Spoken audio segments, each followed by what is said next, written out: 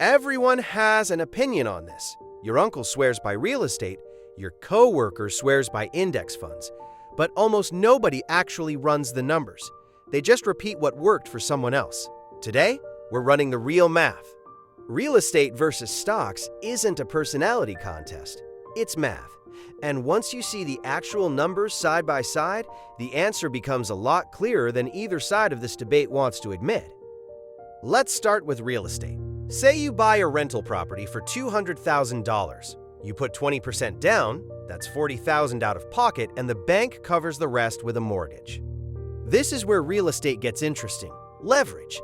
You control a $200,000 asset with only $40,000 of your own money. If that property appreciates just 3% a year, you're not earning 3% on your investment. You're earning close to 15% because you only put in a fifth of the price. Then there's cash flow, the rent coming in every month after the mortgage, insurance, and taxes are paid. On a well-bought property, that might net you a few $100s a month. Not life-changing on its own, but it adds up. But here's what the real estate is easy money crowd conveniently leaves out. Maintenance. Roofs fail. Water heaters die at the worst possible time. Tenants stop paying. Vacancies happen. Real estate isn't passive. It's a part-time job wearing an investment costume. Now, let's look at stocks. Say you take that same $40,000 and put it into an index fund instead, something that tracks the broader market. Historically, a diversified stock index has returned around 7% a year after inflation, over long periods of time. No leverage, no mortgage, no tenants. Just money growing quietly in the background. This is the part people underestimate. Stocks require almost zero effort. No 2 a.m. phone calls about a broken furnace, no screening tenants. You buy, you hold, and compounding does the heavy lifting while you live your life. So over 20 years, which one wins? Let's actually run it. With the leverage effect, that $40,000 down payment on a $200,000 property, appreciating at a modest 3 to 4% a year, can realistically grow to somewhere between $400,000 and $600,000 in equity over 20 years, before even counting the rental income collected along the way. That same $40,000 in an index fund, compounding at 7% annually with no added contributions, grows to roughly $150,000 to $160,000 over the same 20 years. On paper, real estate wins by a wide margin, but paper doesn't tell the whole story.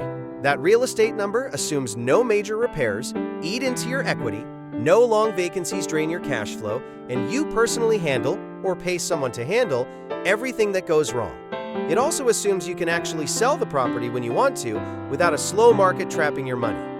The stock number, on the other hand, assumes almost nothing goes wrong because there's very little that can. You can sell part of it in seconds if you need cash. Try doing that with a house. So which one actually makes you more money? Here's the honest answer.